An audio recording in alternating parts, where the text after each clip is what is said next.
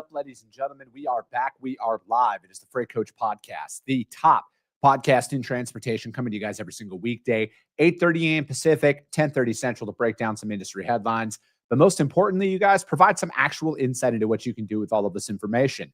If this is your first time tuning in, welcome. This is the real side of freight, ladies and gentlemen. And I do say that before every single show. And what I mean by that is I only speak with transportation professionals, because at the end of the day, I want to talk to the right individuals who have done what you're looking to do and who are currently doing what you're trying to achieve. So you can take that information, apply it, utilize it, and see a meaningful difference in your business and your life.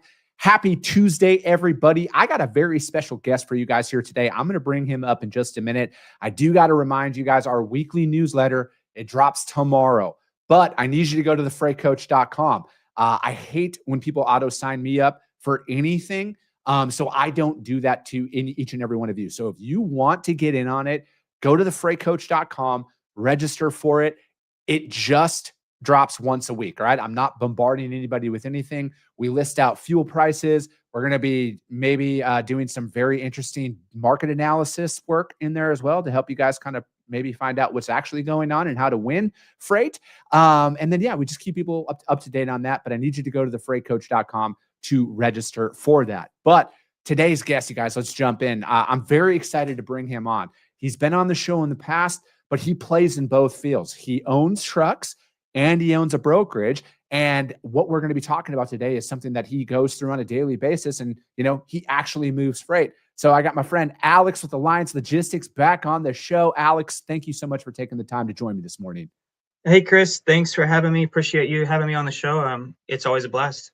No, man, it's been, as soon as you and I met last year, or the last DatCon in Kansas City, it was like, yeah, dude, we just connected on a fundamental level, right? And there is just, I always love talking to the individuals who have that real skin in the game, right? Like they're out there, they're doing it, they're building, they're not like so far removed from the day to day that they just, you know, they're like, they have their typical corporate talking sheets that's out there. These are, everything we're going to discuss today are real decisions that you make inside of your company every single day. Yes.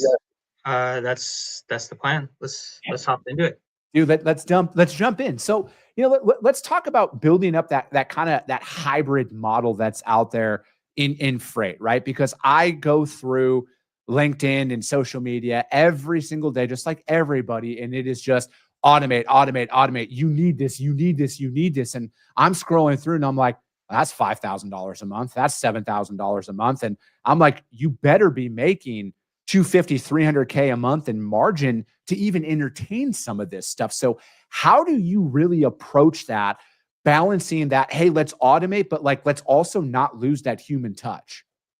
Right. So when we look at things like that, we look at like, what are we doing that's super monotonous that nobody likes to do? Like, one of the things that we did recently, we pushed an initiative, and some of the tech guys do this already. Carriers invoicing. We have a ton of repeat carriers. They have to make their little invoices and send them to us. So we created a process that creates the invoices for them. If they agree to it, they just send it right back to us. They don't have to worry about it. It puts all their paperwork in there, gets everything ready for them, rate cons, things like that. And it works for carriers who use factoring company as well. They don't have to collect all their paperwork, get their documents all together. They use something like Trucker Tools or a platform like that to send us the BOLs. And we do that for them. Like, these are things that waste time, for lack of better words. So we look at like, what is wasting time? And let's take that from the equation. And then instead of just trimming workforce, what we'll do is we'll put people on the phone with people again. We'll push and push and push on that personal aspect of things. We want to have conversations with carriers.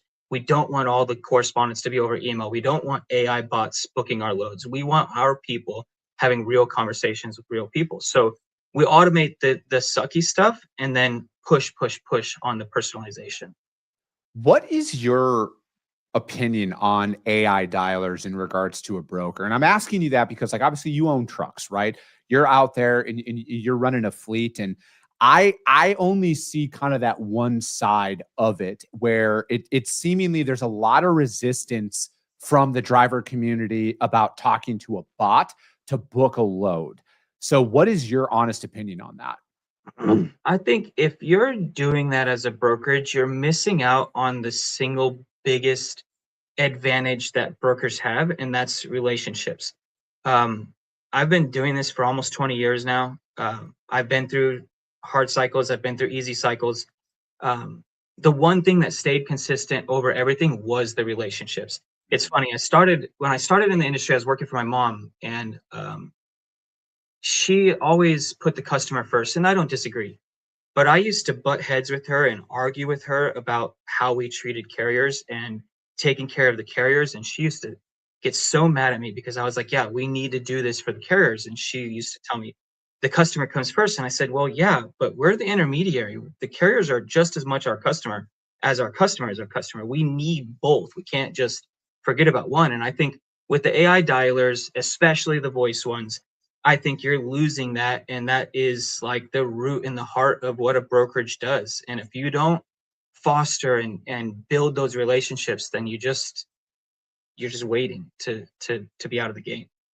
Do you think there's too much AI or tech in general that only it's too singular of a focus, right? Like it's like because like that's kind of how I look at it. Where me personally, I want to automate as much as I can, but up until a point, right? I never want a customer to call into us or a carrier to call into us and talk to a bot. I want a real person to pick up the phone. I have been told numerous times on how wrong I am on that. But unlike some people, I put my money where my mouth is. Like I will bet the farm, like I already have on my future, about me being right, because I feel like I just look at it like this, Alex. Eventually, there's going to be a pushback on technology. Like, and in this sense of like, dude, I just want to talk to a real person. So I feel like there's like you were describing earlier, and I think we're aligned on that, like those menial tasks behind the scenes, like let's automate that, right? Like let's find stuff to automate to make it easier for our carriers to work with us or Yep. our customers to work with us. Right. I think that there is a place and a time for things. So let's just use the example of posting calls. If you post a load and it's a hot lane and you've got 10, 15 reps out there answering the phones, but you've got 100 calls coming in, you obviously can't get to them. The right carrier for that load that you actually want to talk to may have gotten a busy signal. You may not have answered that phone.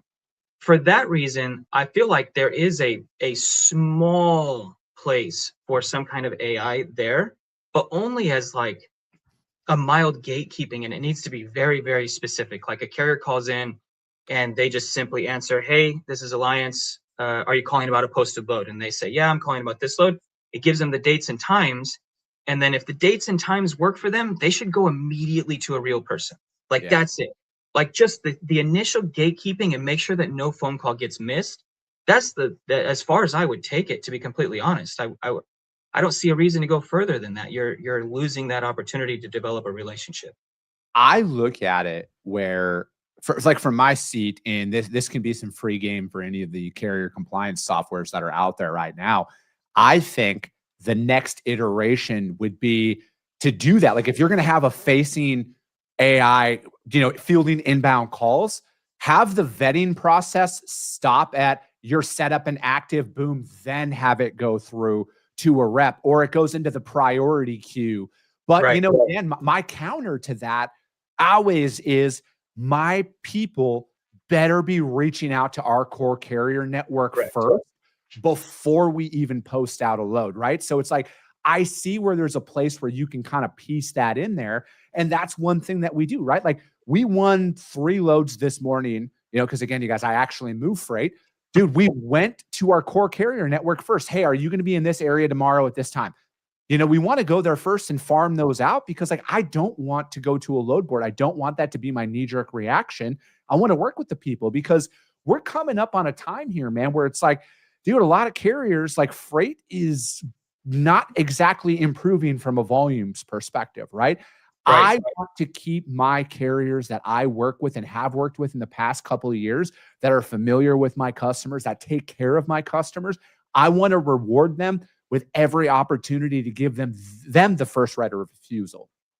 Right. I think that you're hitting on a core piece of what a brokerage needs to do. It's like at our core since day one, build strong relationships with our carriers. Take care of our customers at all costs. Build strong relationships with our carriers. They need to be taken care of just as well as our customers. Without that, yeah, that's one of the pieces that I say if you're in brokerage, that's a fundamental piece, taking care of both sides of the equation. So from your perspective, what is a fundamental piece of technology that people need, right? Like, and obviously, like to me, my core products, as a broker, you have your TMS, you have your load boards, and then CRM. Those are like the core products. And I walk back, I ate crow on the CRM. We missed out on a lot of opportunity. I am all about the CRM that we use. Core, obviously TMS load boards. If your TMS does it, great. If not, the financial aspect of things. I think one of the biggest ways to really screw up as a broker is to screw up your payments to carriers. Yeah. Making sure your finances are flawless in their payments. They're never delayed. They're never missed. That's a fundamental piece, is how you handle paying carriers. Whether it's built in or you bolt it on by a third party, it has to be handled in the most efficient and accurate way possible. The second thing would be, it's going to depend on what you do. So if you are a high volume, low margin, short haul regional place, you need to have tools that complement that. You need tools that are turn them and burn them, get the loads done with as little touches as possible and as much as efficiently as possible. If you are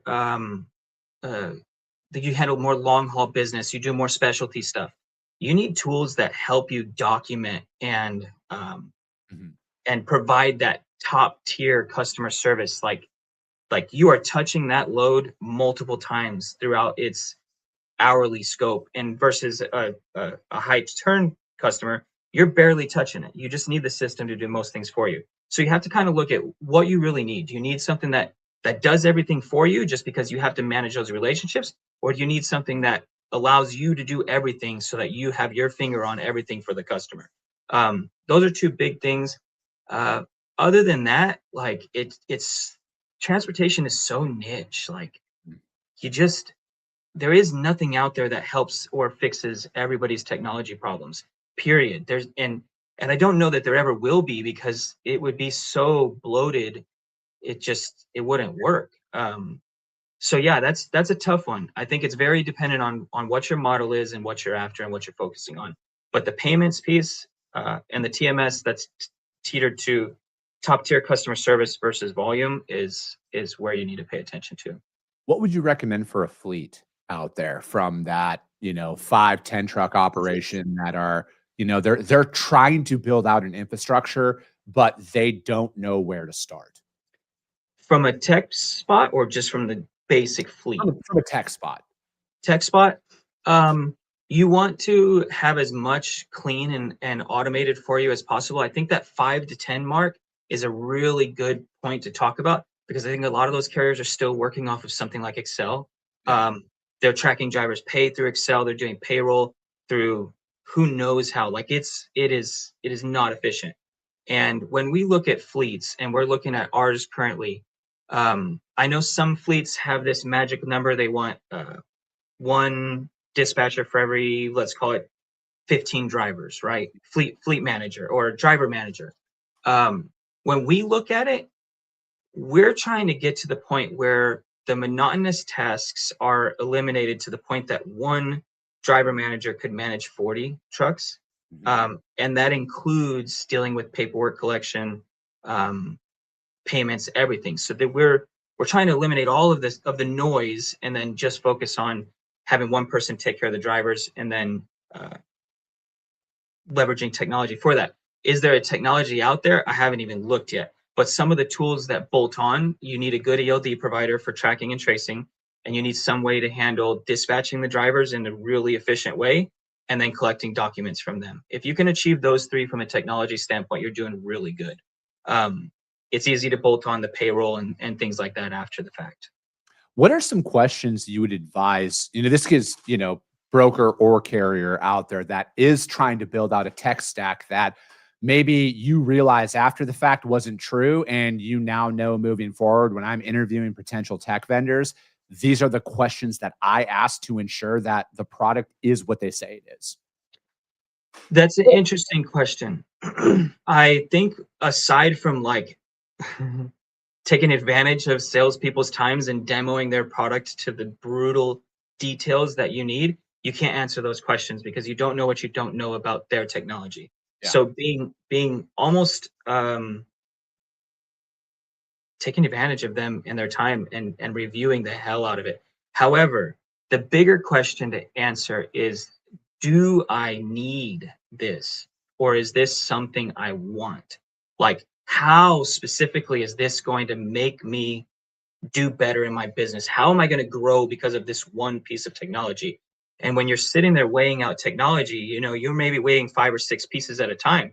You have to look and select which one of those pieces are the ones that you want to implement, because they're going to have the biggest impact on your growth trajectory. I think a lot of people get burnt by tech because they don't need what they're buying and they needed a different product. It wasn't that there was something wrong with the person's product. It was just not what they actually needed. I think that's more important, is knowing what you need rather than what they have to offer. How important is it to take stock of what your customers are requesting of you? Because I look at it is there is a lot of technology out there that is great, but it actually makes it harder to work with. Like, as a broker, if you were to go out there and tell your customers like, hey, we have X, Y, and Z, they're going to look at you like, we don't need that. Like, you're actually making more work for us. Right. It's funny. I have this conversation with some customers often. There's a lot of customers still on EDI, Yeah. and I always ridicule them and critique them to move to API because it's just a cleaner handling. But it's funny because all these customers, a lot of them are driving tech just like brokerages are, but they're so hesitant to change this one piece. It's like they want tech, but they're not willing to completely dive into it. It's an interesting phenomenon as far as customers and tech go. But for that, what tech would we be using that customers don't necessarily need? That's a tough one, because I think if you're building tech out, you're building it to solve their problems in the end. But yeah, your comment about making it harder for them, that's hard to know customer specific. Mhm. Automated booking or automated bidding is probably not the greatest thing to have. Unless you're really disciplined with it. That probably causes a hindrance for a lot of customers. Just bulk bidding on freight without knowing, what the market actually looks like, and then getting loads that you really shouldn't have won at rates that aren't sustainable. Like, that's probably the biggest thing that I could say is probably a turnoff from customers is how disciplined are you in people's spot markets with automating that process? That'd be a big one. So, and I'm asking you this, in particular, because like you move high volume freight, right? Like you Right. are out there doing a lot of that. And have you ever had a customer, it might not be about you guys, but like bring up the fact that like, hey, we're like these auto bids that we're getting on some of this freight, like they're ridiculously low and it puts us in a bad spot. Yeah, I have had that comment several times. Usually the people who are doing that own the mistakes, so it's not a huge problem for a customer, but the customers are realizing that, they may be causing some problems here. Some of it I have heard about carriers doing that and then giving back like huge amounts of freight because it was just all bad. Yeah. Like it went haywire, and it turned into a terrible disaster that was going to cost a lot of money. And yeah, they went back to them and said, yeah, we can't do all of these. I have heard stories of that. Yep. Mhm. Do you think that that is going to be the thing? I think that automated bidding is a very great tool as long as you work with the tool to ensure that there are certain parameters that it like follows, right? Because like that's what like I use AI, and like I'm a Gemini fiend at this point, right? Like I use Google Gemini all the time on a lot of tasks because like, dude, it is it's actually my VA now, right? Like it's integrated into my calendar, and I'll be like, hey, set this appointment, send it to this person. And dude, it's amazing what's out there. Now, granted, I use G Suites for my companies. So there's a elevated, it's not the free version that's in there with it, but I look at it as like, dude, I work with that. I have to tell that thing all the time. Hey, I don't like the way you're doing this. Do it this way. I have to work with it. And I'm afraid that I'm kind of coming up with the fact that, like, I think a lot of people buy stuff off the shelf and then integrate it and they don't work with it. They don't understand that, like, hey, you got to really, really work with these, the rules and everything that come along with a lot of this technology, because otherwise it's going to do what it does. And that's going to put you in a potential bind. Yeah, that kind of goes back to the idea of knowing exactly what you need versus what something has to offer. It's a simple concept, but it's really hard to actually deploy. You have to pay a lot of attention, you know. You have to, like, be abusive with your demos. You have to know exactly what they're offering. And you will get the right piece of tech and it will fit your stack and it will fit perfectly. But that, yeah, buying off the shelf stuff is great. You're the one. When something doesn't meet your standards and it's an off the shelf thing, it is not that tech provider's fault. It is your fault. Like, period. It is what it is. Like, that's your fault for choosing that tech because it didn't fit your model and what you exactly needed. From the AI perspective, I'm a huge user of AI as well. And from the AI perspective, I feel like the biggest thing that we could do with AI is have it be a new set of tools for users instead of a replacement for users. Oh yeah. Most of these tech companies are pushing to replace users. That's not a great idea, I don't think. Yeah. I agree, man. I use it as somebody who bootstraps his businesses up. I gotta make $2. I gotta stretch $1 of profit into $2 of profit, right? And I gotta make that work as we're building. And dude, for me, it's like, it's amazing what additional information it can uncover at a rapid pace for you, as long as you're asking it the right questions. And, you know, like, I use it, dude, I use it as like a pseudo CFO for my company. I upload my financials and say, look at my expenses, look at everything. How do I improve? Be aggressive. And dude, it's wild what it will pop out for you. And that's why it's like, I want to see some of the smaller businesses that are out there, like, start using some of this stuff, right? Start small, step by step. But like, dude, you can uncover cost savings that you don't know. Because how many times have you signed up for something, Alex, on a subscription basis that you forgot about? It was $40 a month. Yep. Netflix is a prime example. Everybody pays for Netflix, yet it's included with 90% of the phone plans. Yeah. Like, we're all doing it. It's crazy.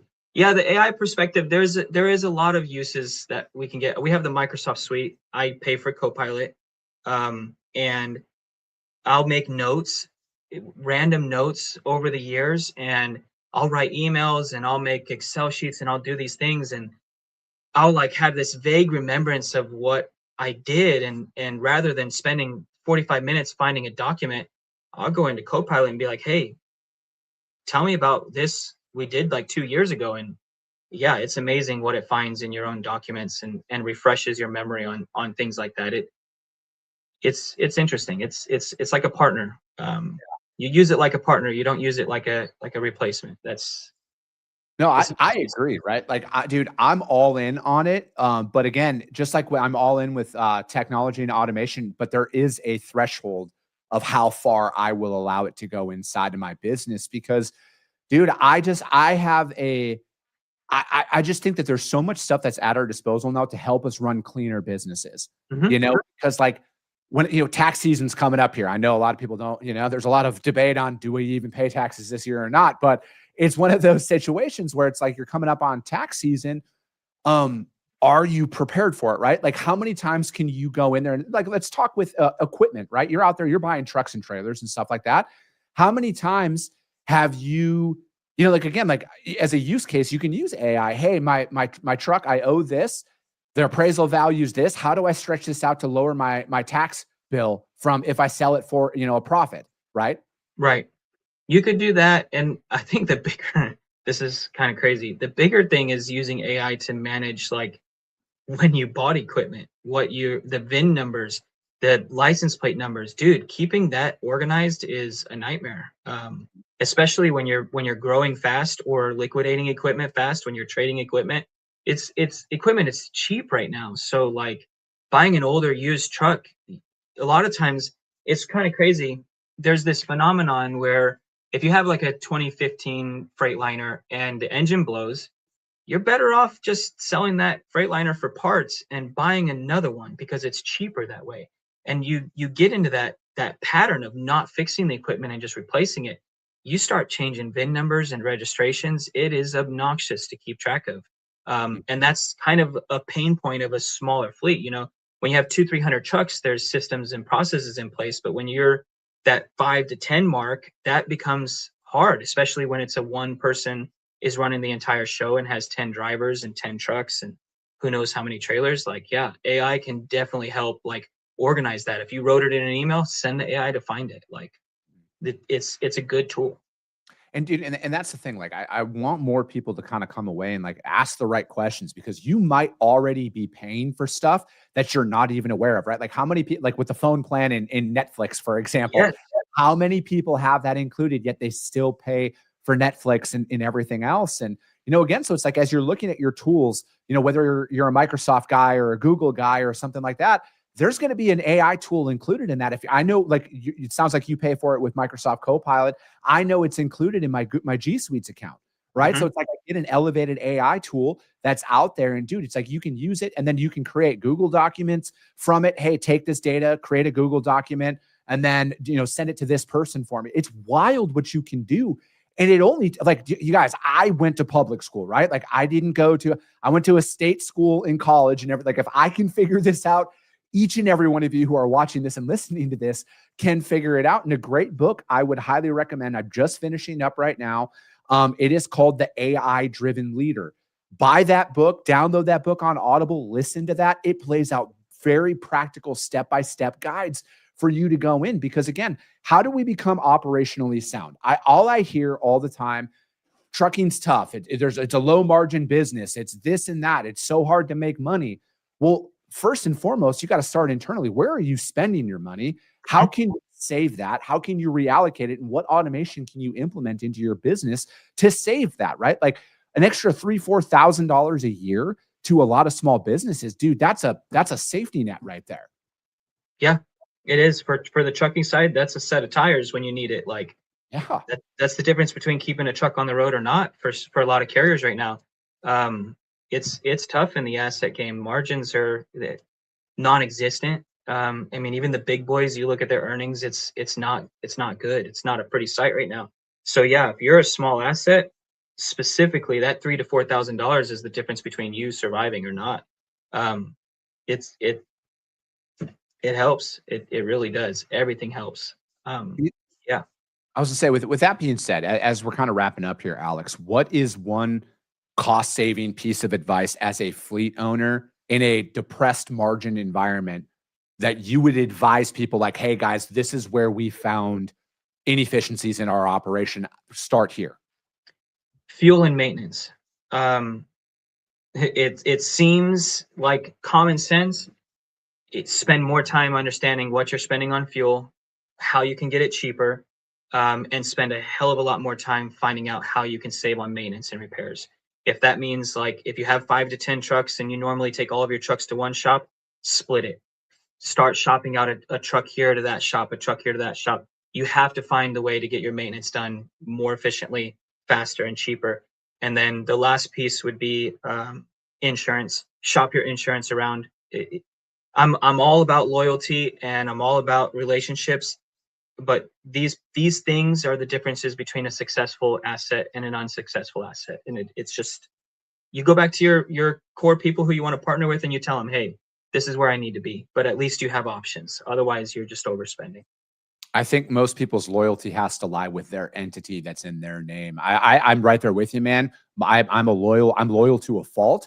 Yep. But my loyalty only goes so far, and I have to stay in business. Otherwise, my loyalty to that person is going to be non-existent if I can't keep my lights on out there. But Alex, I appreciate your time, man. Dude, this was great. I'm going to have you back on again really soon, because like these tactical conversations, this is what I love talking about more than anything, because like the market's the market at the end of the day, right? Like we got to find a way to operate in it. And that comes with, how do we implement some of these strategies behind the scenes? But dude, if you're hiring anything like that, how does anybody reach out to you to find out more about what you got going on? Email me, aschick@alliancelegistics.com. They could call the office as well, 559-899-3177. Somebody will pick up. We're always here. Yeah, reach out, please. Perfect. Alex, I appreciate it. If you guys can find Alex out there at all or his company, hit me up. I will gladly put you guys in direct contact with him. But that is going to be it for today, ladies and gentlemen. As always, if you got value in what you heard and you're not subscribed, subscribe to the show, you guys. And if you're feeling ambitious, rank it on iTunes and Spotify, because that's how we get out there even further. And if you saw value, your network's going to see it as well. I appreciate you guys. I love you guys. And we'll be talking to you soon. Came back with a bang, with no